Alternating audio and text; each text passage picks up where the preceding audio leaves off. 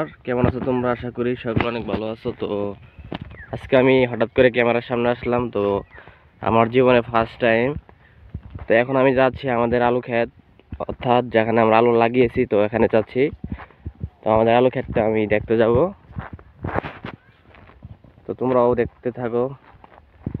তো এটা আমাদের এলাকার ফসলের জমি। এখানে অনেক ফসল চাষ করা হয়, ভুট্টা এবং আলু, অনেক রকমের ফসল চাষ করা হয়।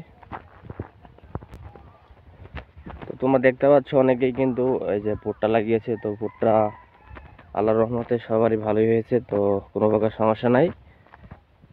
তো আমি আমাদের আলু ক্ষেত দেখতে যাচ্ছি, যে দেখি কি অবস্থা হয়েছে। তো প্রায় আমাদের আলু ক্ষেত 20 দিনের মতো হয়েছে। তো 20 দিন হবে না, মানে 15 থেকে 18 দিন। তো আমি যাচ্ছি, দেখি আমাদের আলু ক্ষেত কেমন হয়েছে। তো তোমরা এনজয় করো।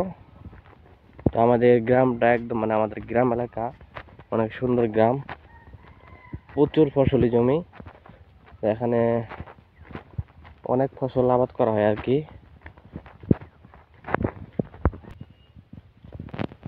তো এখনো মানুষ আলু লাগাচ্ছে। তো আমরা অনেক দিন আগে লাগিয়েছি, তো আমাদেরটা আর কি কিছু কিছু করে আর কি বের হয়েছে, আর কি গজাইছে, মানে পাতা হয়েছে আর কি গাছের।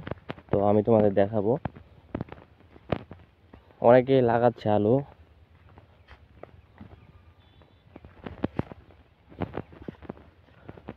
ওই দিকে কিন্তু আলু লাগাচ্ছে এখনো। তো আমাদের কিছু গাছ আর কি জ্বালাইছে আর কি,